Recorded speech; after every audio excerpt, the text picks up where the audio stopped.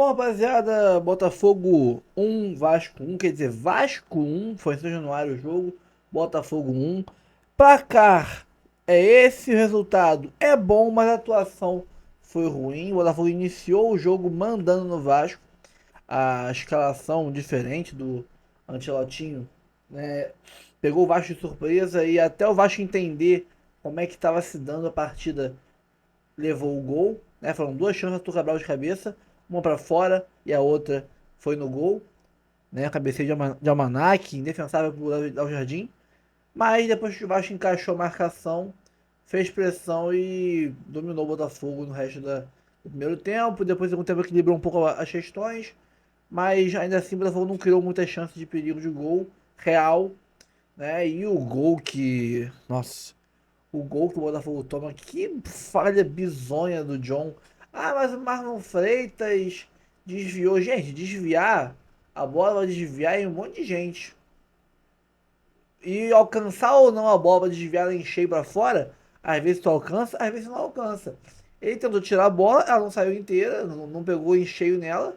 Mas se o goleiro, que tem 15 metros de altura, mais 14 de envergadura, para ir com o braço pro alto e tirar a bola, por que não usa a porra do braço e sai de soco na bola com os braços pro alto, ganhando aí mais meio metro de altura?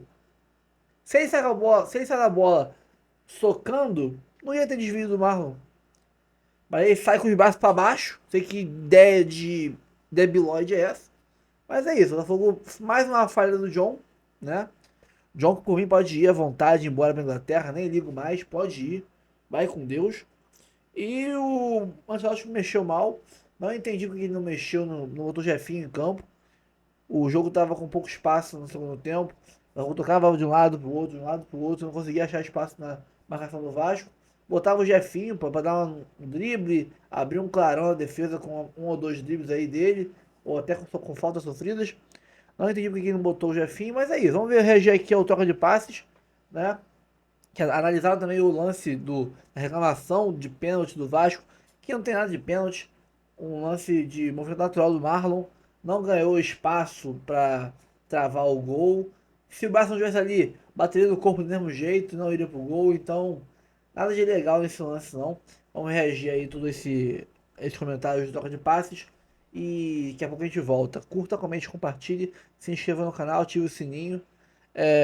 Hype o vídeo, dá uma moral pra gente. Tamo junto, bora pro vídeo e depois a gente volta. Grande Guga, muito obrigado, boa noite pra vocês. Está no ar o Troca de Passes desta quarta-feira, uma grande noite de Copa do Brasil, 3 jogos importantes, abertura das quartas de final da Copa do Brasil. E olha, foi uma noite dos visitantes. Nenhum dos 3 times mandantes conseguiram vencer os seus jogos mais cedo. Num grande clássico mineiro em Belo Horizonte, na Arena MRV, deu Cruzeiro.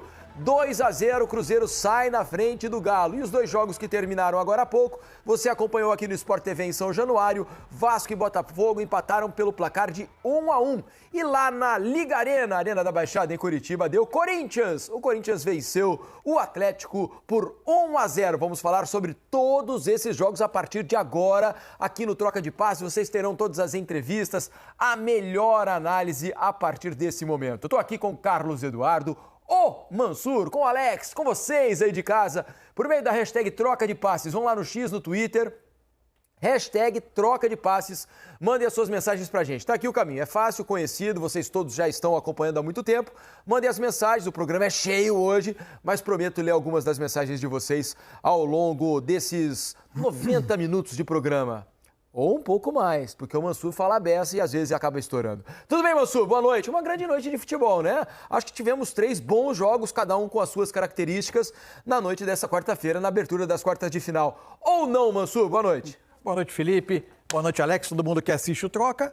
Eu acho que tecnicamente não foram jogos primorosos, mas jogos de muita disputa, de muita briga. Para mim, o saldo da noite é que os 3 times que a gente via como favoritos no início dos confrontos acrescentaram alguns mais, alguns um pouquinho menos, mas ninguém saiu menos favorito do que entrou dessa noite. Ao contrário, o Cruzeiro vai levar para o Mineirão com a sua torcida uma vantagem que é muito importante de 2 gols, essa é uma vantagem bastante considerável.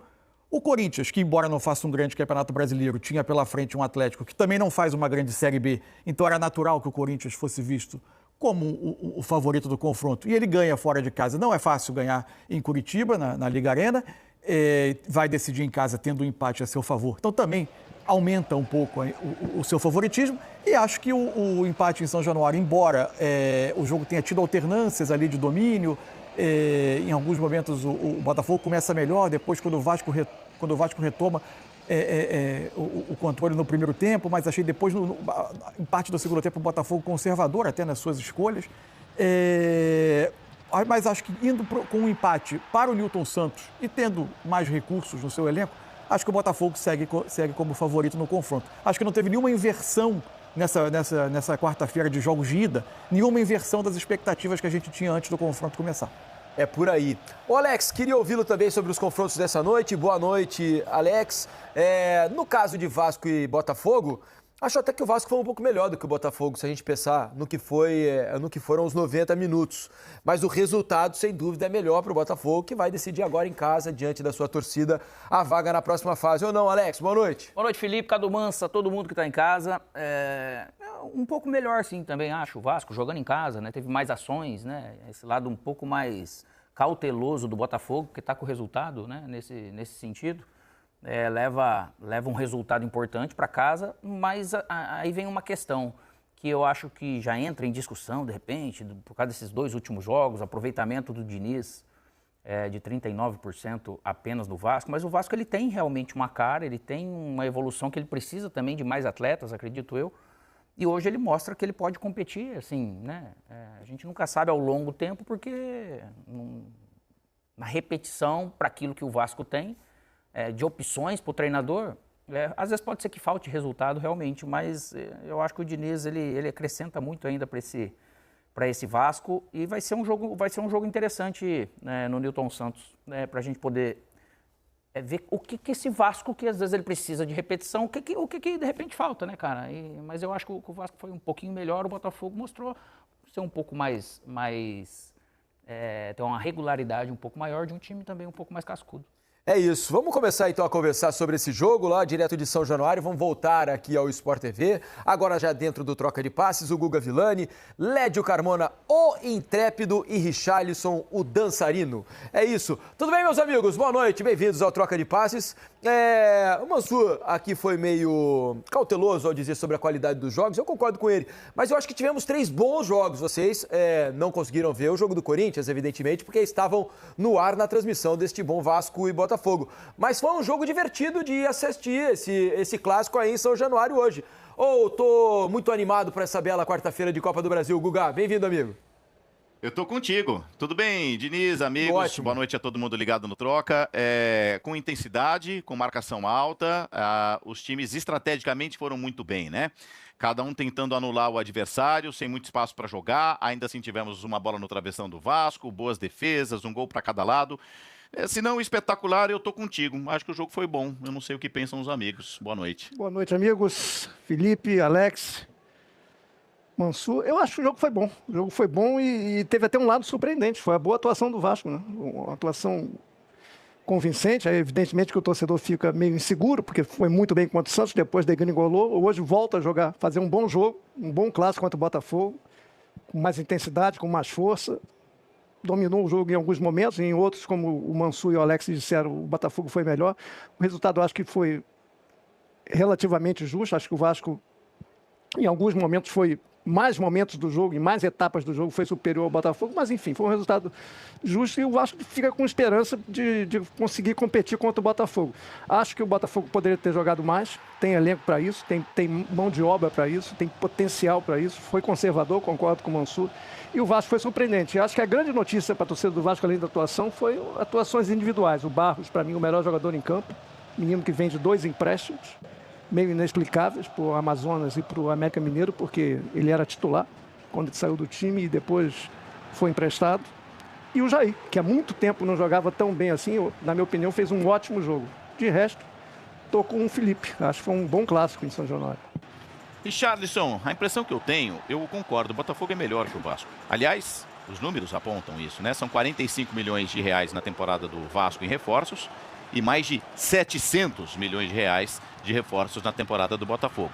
Acontece que eu tenho a impressão, não sei se é a sua, que o Botafogo está se remontando. Tem muita gente talentosa ainda para se adaptar. Não vou nem falar dos que estão chegando. Por exemplo, o Montoro, que já chegou, já está rodando. Ele tem lances, né, de bons momentos como atleta importante que vai ser, mas não tem estabilidade. E muita gente importante, muita gente campeã foi embora. Talvez isso equilibre mais as forças entre Vasco e Botafogo neste momento. É isso aí, Guga. Boa noite, meninos. Boa noite a todos que nos assistem. Duas coisas me chamaram a atenção nesse jogo, principalmente do lado do Botafogo. Primeiro, a ousadia do David Ancelotti de trazer os dois atacantes e jogarem com dois centroavantes. Ele não jogou, um exemplo, não como o Palmeiras joga, com o Vitor Roque como um 9 e o Flaco como um 10. Não, jogaram-se os dois como 9, dois centroavantes mesmo, com o Montoro de um lado e o Arthur do outro. A outra coisa que me chamou a atenção no Botafogo foi que aproveitou, né, que o Vasco não entendeu essa formação inicial e teve a possibilidade de fazer logo no comecinho com 2 minutos e logo na sequência fez o gol de cabeça, quase com uma jogada parecida. Depois disso, e aí vem o lado do Vasco que eu acho que é importante ressaltar, o Vasco acordou, entendeu o que precisava fazer para tirar esse conforto do Botafogo, desse novo Botafogo, e aí sim entrou no jogo. Logo aos 18 minutos faz o gol do Jair, e aí nesse finalzinho de primeiro tempo, o Vasco foi superior. Não criou grandes possibilidades? Não, mas teve mais controle de jogo. E aí entra aquilo que a gente falou na transmissão. Conexões importantes. Jair muito próximo de Coutinho, muito próximo de Nuno, muito próximo de Pinton, muito próximo de Verratti. Isso foi a temática e a dinâmica do Vasco nesse primeiro tempo. No segundo tempo, o Vasco, você falou muito bem, logo no início do jogo, do segundo tempo, poderia ter feito 2-1. Uma bola na trave, uma grande defesa do John, uma pressão, né? E o Botafogo, sim, mais conservador. E aí entra sua sacada. Muitos jogadores chegando, o desenvolvimento de meio campo ainda com Danilo e Marlon falta, porque a gente está acostumado a ver Gregory, Danilo, ou Gregory e Marlon, que era muito firme. A entrada do Savarino dá um peso diferente, porque volta, exatamente, volta aquilo que é normal do Botafogo, esse meio de ligação, e aí você começa a ter alguns gásinhos diferentes. O próprio Pantaleão é novo, mas ele tem encaixado naturalmente com esse time do Botafogo, porque do lado tem um jogador que vive um grande momento, que é o Alexander Barbosa. Dito isso, além dos jogadores chegando, é uma nova dinâmica de um treinador que está chegando agora também. Então tem isso, tem mais essa observação. Então é tudo muito novo. E uma outra coisa que eu acho que é importante para esse Botafogo, mais conservador no jogo de hoje, ainda está sentindo a eliminação na Copa Libertadores da América, porque sabe que perdeu a chance de chegar a umas quartas de final, porque era muito melhor tecnicamente do que a LDU. E tem um detalhe, entre tantos, né, Diniz? Depois desse jogo do dia 11, ou seja, depois da data FIFA, não na semana que vem, na outra, os times só vão voltar à Copa do Brasil em dezembro, ou outubro, né? Em dezembro, com as semifinais e finais. Quer dizer, é tão importante para o Botafogo ganhar a classificação por si só, e tempo também para maturar, para azeitar esse time de tantos bons e jovens jogadores. É verdade, e o Vasco na mesma, né? Porque vocês falavam sobre a remontagem do Botafogo, o Vasco também está ganhando jogadores. Se a gente pensar no que foram as substituições do Vasco hoje, já há uma certa melhora no nível de trocas, né? Em relação ao que vinha sendo anteriormente. Quando eu disse que eu achei que o Vasco foi melhor que o Botafogo no jogo hoje, eu acho que tem muito reflexo na participação dos goleiros. Porque o John hoje foi muito mais decisivo do que o Léo Jardim. O Léo Jardim estava tentando recuperar pela memória. Não fez nenhuma grande defesa hoje. Né? Teve um chute de fora da área do Pantaleão, né? Que foi uma defesa simples ali, que ele espalma para escanteio, mas uma defesa simples. Já o John não. O John tomou bola na trave, o John fez uma grande defesa numa chapada do Coutinho. O John pega uma cabeçada... Isso, teve a cabeçada do Verratti. Então, acho que o John acabou se destacando muito mais do que o Léo Jardim. Agora tem boas notícias para o Vasco. Primeiro, a partir do equilíbrio defensivo, né? Porque o Vasco vinha muito desequilibrado defensivamente. Hoje, diante de um bom Botafogo, que não jogou também, concordo com os amigos, se mostrou mais seguro. Talvez pela atuação dos volantes que conseguiram competir contra Marlon Freitas e Danilo, por exemplo, que não é simples. Então, acho que o torcedor do Vasco sai com mais boas sensações, até mesmo do que ele imaginava, não? Esse espaço até o segundo jogo é tempo para Robert Renan, Matheus França ganharem fisicamente também. Andrés Gomes. E estarem à disposição, por exemplo. O que pareceu para vocês essas mudanças, essa cara do Vasco? Né? Não dá para dizer que é uma nova cara, porque o Vasco oscila como a maior parte dos times brasileiros, mas que pelo jogo de hoje talvez tenha dado um pouco mais de esperança para o torcedor. Cara, eu vou rolar essa bola para os comentaristas porque eu já desisti do Vasco. Quando você acha que o jogo do CSA vai ser a base para sequência, até vem um bom jogo contra o Santos e muito fora da curva. Mas depois é isso, é um time meio vagalume, vai, não vai, vai, agora vai, não foi, enfim. Eu não concordo só com a questão defensiva. Eu acho que defensivamente hoje o Vasco voltou a errar muito por cima no jogo aéreo do Botafogo. Mas nos dois primeiros lances só, né, Leve? É que o Botafogo depois acabou, parou de cruzar também, né? O time melhorou na marcação e evitou os cruzamentos. Mas quando foi bola por cima, Felipe, a defesa errou muito. Ainda acho que errou. Só pontuando uma informação, o Vasco já contratou o Robert Renan e essa noite oficializou, não sei se eles já anunciaram oficialmente, mas o negócio foi fechado com o Carlos Cuesta, o outro zagueiro colombiano. Então é mais um zagueiro que o clube contrata. O que mostra que tem essa deficiência aérea muito clara da defesa do Vasco. Mas eu acho que a notícia boa é essa. O Vasco recuperou um bom jogador, que é o Jair. Eu acho que se ele conseguir manter essa sequência vai ser muito bom para o time. O Barros é um ótimo primeiro volante, é inexplicável não ter ficado esse tempo todo fora do clube, um clube com muita dificuldade nessa posição. E do meio para frente, acho que fez um bom jogo, como já havia feito em momentos pontuais da temporada, como contra o Santos e contra o São Paulo. Eu acho que são boas notícias. Agora, estou com buga. Não dá para confiar totalmente. O time tem que ter uma sequência convincente. Por enquanto, foi mais um jogo bom. Lédio, Richarlison, amigos do Troca, vocês ficam a partir de agora com o David Ancelotti, o técnico do Botafogo. Um forte abraço e até a próxima. Equipes com muitas faltas, então é um resultado que mantém todo em equilíbrio. É um jogo que vai ser muito equilibrado até o último minuto da eliminatória e os detalhes vão decidir seguramente essa eliminatória, mas chegamos à nossa casa com a nossa torcida, com um resultado que é 50% ainda. Boa noite, David. Jonathan Santos, canal BTB Esportes.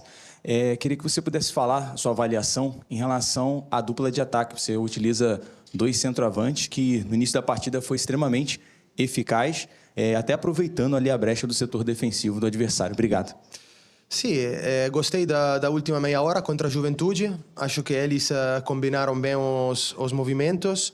E hoje, mais uma questão tática, porque na pressão deles, acho que nesse campo era importante ter uma saída de bola um pouco mais direta.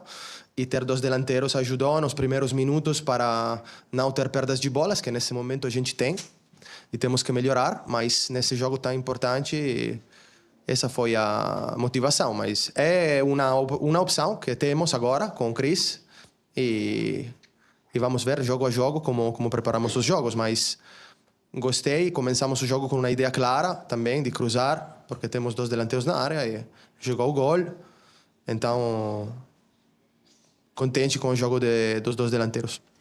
David, boa noite. Leonardo Pereira, do Portal Jogada 10. Eu quero continuar nessa questão dos 2 centroavantes. Há 2 jogos você começou com o Savarino como falso 9, ou seja, sem nenhum homem como referência. E hoje você começa a partida com 2 jogadores na área, 2 centroavantes que você já justificou.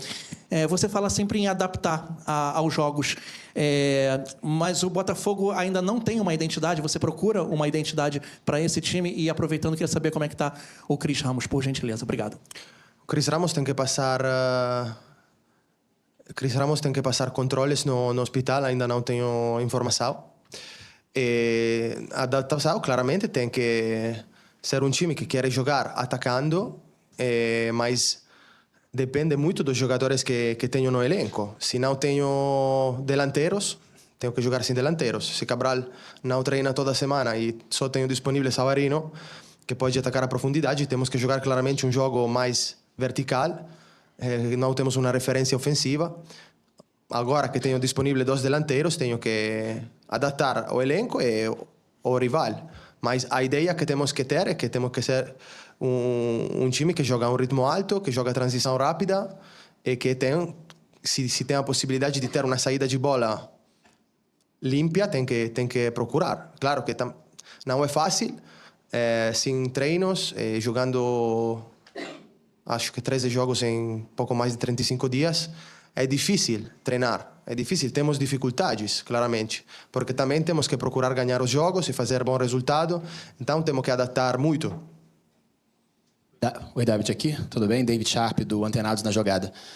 A torcida do Botafogo, pelo que eu tenho ouvido aqui do lado de fora, está reclamando bastante que parece que você demora muito a mexer no time. Hoje eles chegaram a falar isso também, que o time poderia ter voltado diferente, inclusive com o Savarino, que acabou entrando no começo do segundo tempo, né, com a lesão lá que aconteceu com o Cris Ramos, e até mesmo com a saída do próprio Arthur, que, segundo a torcida, não estava bem no jogo. Aí o que você pode falar para eles? Como é que você pode responder isso? Por que você demora a mexer, segundo eles? Não, depende do jogo.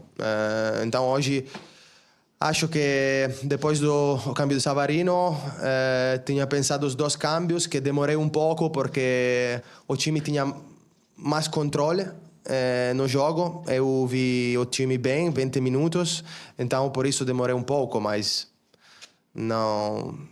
Acho que depende do jogo. Acho que não sempre demoro muito, mas respeitamos sempre a opinião da torcida, claramente. Ô, professor, tudo bem? Aqui, ó, Igor Melo, repórter da Rádio Craque Neto, Euro 17. Eu queria falar um pouco a respeito do Jefinho, né? Que entrou muito bem na partida contra a LDU, que infelizmente o Botafogo acabou perdendo. E hoje, pelo que a gente percebeu, ele muito pouco aqueceu, né? Não foi acionado no jogo que o Botafogo poderia, ali pelos flancos do campo, tentar um resultado positivo, uma válvula de escape. Por que o Jefinho não foi utilizado hoje? Obrigado. Porque queria jogar com um extremo que possa jogar mais por dentro, para deixar a defesa deles colapsar um pouco no meio, surpreender um pouco mais com Vitinho e com Teles, jogar com laterais um pouco mais profundos hoje, pelo sistema defensivo do Vasco. Tenho muitos jogadores no elenco. Tenho a Natan, que há dois jogos que não joga. Tenho a Ponte, que há 2 jogos que não joga. Tenho a gente que não está relacionada, que treina muito bem. Então não é fácil. É verdade que Jefinho jogou bem, entrou bem, começou o jogo bem, jogou bem a primeira etapa contra a Juventude. Como Santi Rodrigues também, que hoje não jogou. Mas ele há muito tempo que não joga e temos que ter um pouco de paciência com ele, mas é um jogador que vai ser importante. Mas é mais uma questão tática hoje, que hoje eu queria mais um ponto jogando dentro. Boa noite, David. Aqui, Jéssica Maldonado, de GE. Globo. Eu queria entender, porque o Botafogo ele vinha apresentando alguns problemas defensivos que aparentemente foram corrigidos. A gente viu hoje uma defesa um pouco mais sólida. Mas a transição, como você mesmo comentou, é uma coisa que ainda não tem funcionado no Botafogo. Somado a isso, também tem a situação do Vasco. Eu queria entender também se o Vasco te surpreendeu hoje. Esperavam o Vasco dessa forma, atacando mais o Botafogo. E o que você pretende fazer para mudar isso para o jogo de volta, né, das quartas de final da Copa do Brasil. E mais uma coisinha também, eu queria saber, para quando você conta com o Cuiabano? Torcedor, acho que tem expectativa sobre isso também, para o retorno dele. O Cuiabano, acho que pode estar em 3 semanas, mais ou menos, mas ele está treinando na academia ainda, e tem que passar por todo o processo de treinar no campo, individualmente, e pouco a pouco com o time. Agora temos a data FIFA, que pode ajudar a ter um pouco de tempo para treinar com ele, para trabalhar. O jogo contra o Vasco é um jogo parecido ao primeiro jogo que tive aqui, porque é um time que tem a bola, que acumula muitos jogadores perto da bola. Então é um jogo onde o Vasco tem a possibilidade de ter mais a bola do Botafogo, e o Botafogo tem a capacidade de fazer gol com as suas capacidades, em transição, com cruzamentos. Mas é um jogo que acho que vai ser decidido por pequenos detalhes, como a bola parada, que hoje teve a sua importância também, porque o Vasco marcou em uma bola parada. E a transição nossa tem que melhorar, porque temos que ficar melhor colocado defensivamente, porque tudo começa por isso, e acertar os primeiros 2 passes da transição, que muitas vezes não acertamos. David aqui, boa noite, João Pedro. Tá aí, David Ancelotti, né, técnico do Botafogo, falando sobre as impressões, né, tendo as impressões, mostrando o que ele viu do jogo de hoje, esse empate em São Januário 1-1. E aí, Mansu, ele demora ou não demora para mexer, hein? O torcedor tem a razão ou ele tá ali certo em dar uma segurada e esperar um pouquinho as coisas acontecerem? Não, difícil dizer isso, porque ele tem dados que a gente não tem sobre os jogadores e uma percepção de como os jogadores estão. Agora, achei que a entrevista dele explica muito bem o jogo, assim. Porque estava muito claro o plano inicial do Botafogo com o Cris Ramos e o Arthur Cabral juntos, né? Ele tinha 2 jogadores com estatura maior, inclusive, do que a linha defensiva do Vasco. Essa já era uma vantagem que, em tese, se estabelecia com o perfil dos jogadores que o Vasco tem na defesa. ele soltava muito o Alex Telles e o Vitinho pelos lados, o Montoro e o Arthur partiam de dentro e muitas vezes ele conseguia atrair os laterais do Vasco para a marcação dos laterais do Botafogo e fazer ou o Montoro ou o Arthur com uma diagonal às costas do lateral para buscar o lado do campo. E o Vasco defende mal esse período. O início do jogo me deu a preocupação, sob o ponto de vista do Vasco, de que fosse repetir mais um jogo em que defensivamente o Vasco fosse ter enormes problemas. O Botafogo tem uma cabeçada com o Arthur Cabral, o Botafogo toma o Vasco chances em 6 minutos, né, Mansu? Sendo que o gol encabeçadas. Mas sendo que o gol, ele repete muito algo que o Corinthians explorou muito muitas vezes no jogo. O Alex Telles tem muito tempo com a bola, a defesa vai afundando na direção do gol, a linha de volantes permanece um pouco mais distante, o cruzamento entra entre volantes e zagueiros naquele espaço e encontra o gol. E aí o jogo acaba repetindo algo que de vez em quando eu brinco aqui, que dificilmente existe uma mudança tática maior do que um gol.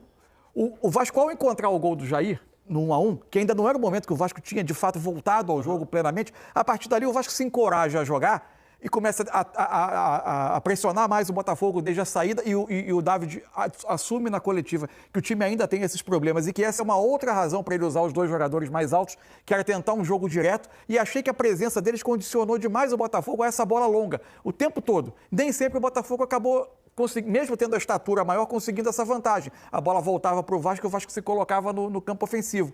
E acho que o Vasco volta especialmente melhor no início do segundo tempo. Aí sim ele tem um momento em que ele podia ter feito a diferença do jogo, onde tem a bola no travessão, onde tem a grande defesa do John. O Botafogo, para mim, volta a ser melhor com o Savarino, porque se aproxima mais daquilo que ele está acostumado a fazer. Ter mais um meia, trabalhar mais com a bola no chão, não tão dependente de esticar a bola para os jogadores mais fortes. Mas ainda assim, sem incomodar, né, Mansu? Mas, para mim, o controle mudou de lado. O Vasco vem ficar obrigado a defender por mais tempo, não surgem grandes oportunidades. O Botafogo não criou muita coisa depois daqueles dois lances. Os dois lances iniciais e praticamente nada, né? Até que aí me surpreende as mudanças do David.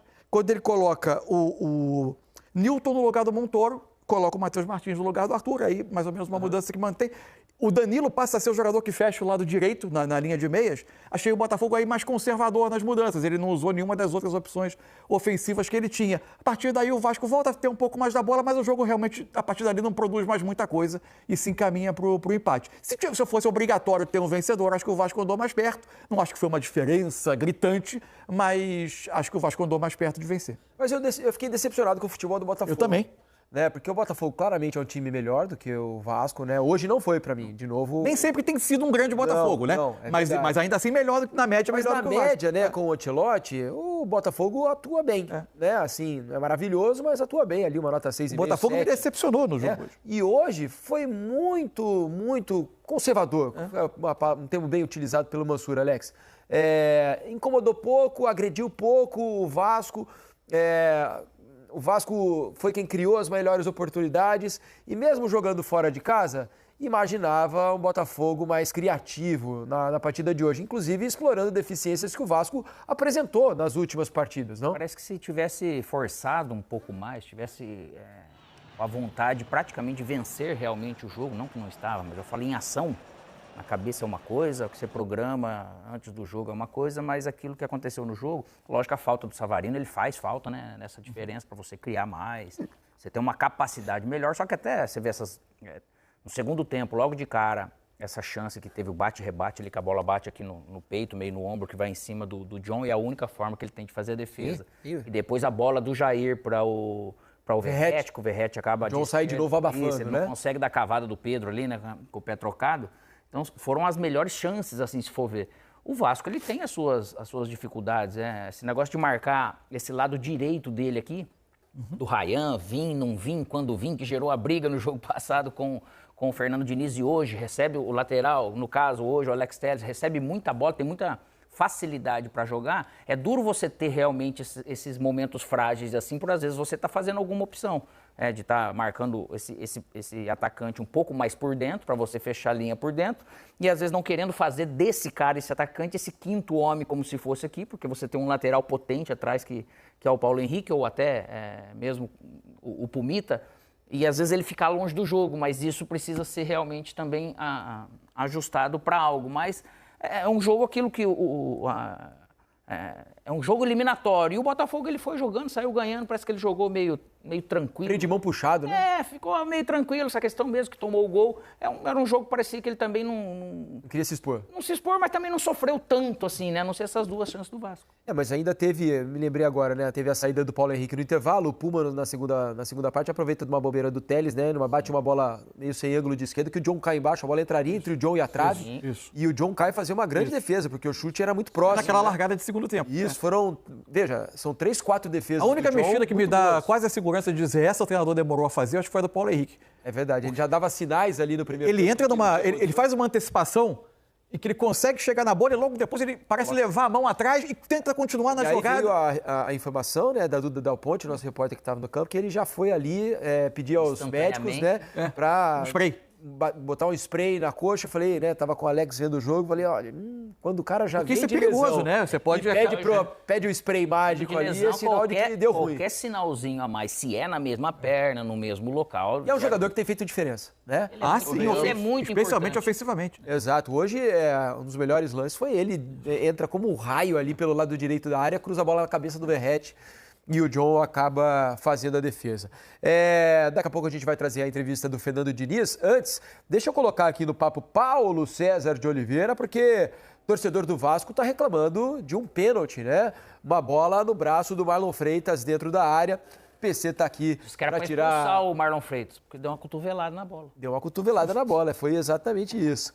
Tudo bem, PC? Bem-vindo ao Troca, boa noite. Fala, Diniz, tudo bem? Graças a Deus. Boa noite para você também, para o Mansur, para o Alex e para todo mundo que está em casa acompanhando o Troca de Passes. Vamos dar uma olhada então nesse lance, PC, que é um lance bastante reclamado por torcedores do Vasco, né? O chute... foi do Ryan o chute, né? Do Ryan. O Ryan bate, a bola pegando ali no cotovelo do Marlon Freitas. Exatamente, né? Foram 3 praticamente definições ali do Botafogo. A segunda do Ryan também pegou na trave e a terceira ela bate no braço do Marlon Freitas. Chamar a atenção para o posicionamento do Daronco, que está de frente para o lance, na linha do tiro, que é exatamente o posicionamento recomendado, porque dependendo do ângulo que você se posiciona, você pode ter uma visão, às vezes na diagonal, uma visão lateral e não ter uma boa interpretação da jogada. Ele estava exatamente de frente, né? E o melhor ângulo dessa jogada é exatamente o ângulo do Daronco, que é o ângulo de frente. Repare que o Marlon Freitas tem essa ação, mas o braço dele o tempo todo está na frente do corpo. Ele chega a virar o corpo, ele tem a ação com aquele braço esquerdo aberto, ampliando o espaço. Se a bola tivesse batido naquela mão esquerda dele aqui, não teria outra definição que não fosse a marcação do pênalti, mas a bola bate no braço direito. Se a gente puder voltar um pouquinho e parar na hora do contato, volta mais um pouquinho, pode seguir um pouquinho. Aí, paramos na hora do contato, mais um pouco, por favor, no ponto de contato, que é o que o VAR tem que analisar. Repare que ele está um pouco virado e o braço exatamente na frente do corpo, sem ampliar o espaço. Se essa bola não tivesse batido ali no antebraço dele, bateria no corpo. Ela não bateu, né, no corpo, como o Daronco indicou, ela efetivamente bateu no braço, mas é um braço que está recolhido, flexionado, sem ampliar o espaço.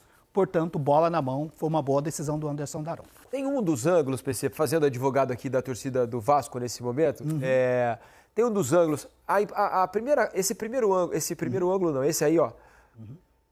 Esse aí fica bastante claro que a bola pega ali numa região que a bola pegaria no antebraço e não no cotovelo.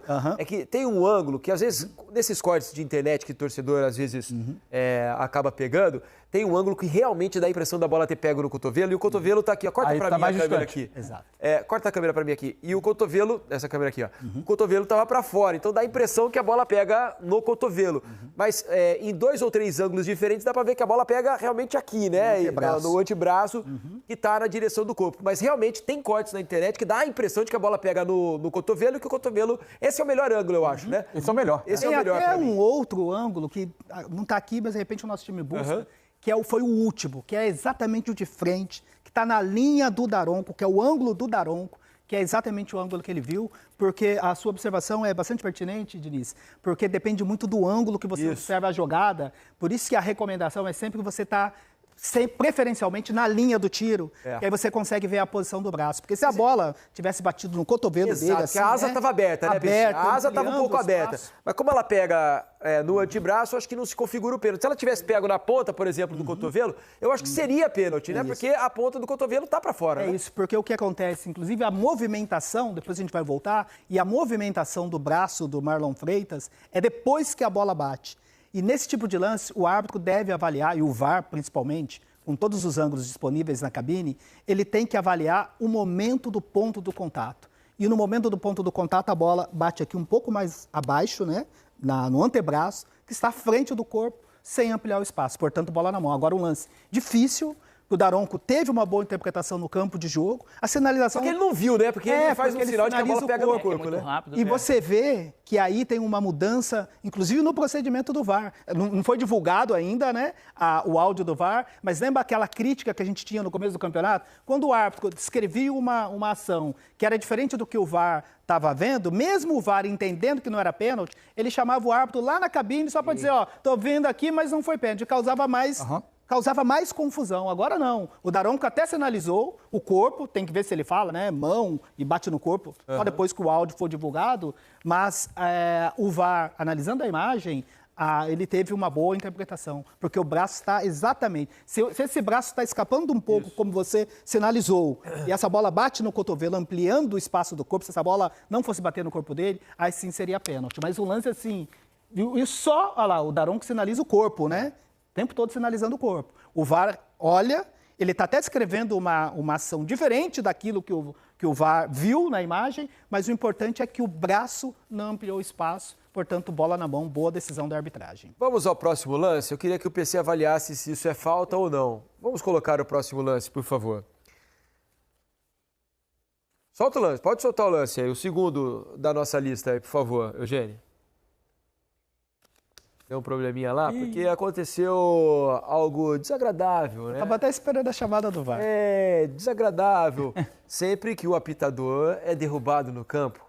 E hoje aconteceu exatamente isso com o pobre do Daronco. Eu não sei como deu, tem remato. Pai, o Daronco é pesado. O Daronco daquele tamanho para levantar não é mole. Não é fácil não, né? Ele é pesado. Dá uma olhada, olha só. Fácil. Exatamente, a gente está até rodando a imagem. Foi falta aí, do né? Jair no Daronco, Não, PC? falta claríssima, fora da disputa da bola, inclusive, né? E poderia ter tido a participação ali no VAR. Porque reparem que no final, primeiro tem um choque, mas tem um rapa depois, né? Mas tem um rapa depois. Olha lá com a perna direita, lá o ele meteu o Felipe Melo ali, velho. É isso, totalmente fora da disputa da bola. Que delícia, cara. Tinha jogador que falava, rapaz do céu, tem uns árbitros que tem que apanhar. Mas falando sério, isso pode ser considerado uma agressão ao árbitro? Não, porque eu acho... ele propositalmente acerta o Daronco por baixo ali. Ele acerta. Eu não tô brincando agora, não. A gente brincou aqui. Ô, Jair! Porque olha só, é proposital. Concorda, PC? É proposital. Ele dá um chute por baixo do Daronco. Isso pode, de alguma maneira, ser interpretado como uma agressão ao árbitro, por exemplo? Não, eu assim, analisando a imagem, porque o que acontece? Quando a gente vai na imagem parada ali e vê esse movimento do pé, a gente não pode nunca dissociar da ação do jogo, da velocidade do jogo. De repente, você está se aproximando, um jogo que foi disputado com alta intensidade. Aí você está se aproximando ali da região da disputa e, de repente, você vê uma pessoa parar na sua frente, você tem uma ação ali de... Para mim é muito mais, mesmo com aquele movimento com o pé direito, é muito mais do reflexo, frente, né? o do susto, querendo chegar na disputa, do que uma agressão assim. Ele está em lugar que não devia estar? Oi? O Daronco está onde não devia estar? Não devia. Exato, muito dentro da... Ele está muito dentro da jogada? É isso. O árbitro tem que estar sempre próximo, com um bom ângulo de visão, mas ele não pode estar dentro da jogada, porque quando ele está dentro, ele atrapalha o desenvolvimento. Mas o Jair, ele não precisava fazer isso, que a bola tá indo lá pro outro lado, lá. O Jajá passou o rodo nele ali, pai. É isso. Vamos pro próximo lance, então. No jogo lá da Arena da Baixada, em Curitiba, PC. É isso. O Atlético teve um gol anulado, né? Por causa de um toque na mão do Viveiros. É isso, do Viveiros. É um lance que teve a atuação do árbitro de vídeo, do Rodrigo D'Alonso. Repare que o Wilton ele está por dentro da jogada. Ele tem jogadores na frente dele. O posicionamento ideal para esse tipo de jogada é quando ele abre lá, tem uma abertura, fica à esquerda, ele tem um bom ângulo de visão para poder analisar, ele vai por dentro da jogada, interpreta corretamente a disputa do Gustavo Henrique com o Viveiros, não houve falta. Calma, não vai embora ainda. Aqui em cima tem um vídeo especialmente escolhido para você. E aqui embaixo tem o último vídeo que a gente postou. Corre lá e assiste, é maneiro. E aqui você vai se inscrever no canal. Clica aqui, se inscreve no canal, dá essa moral pra gente. Tamo junto.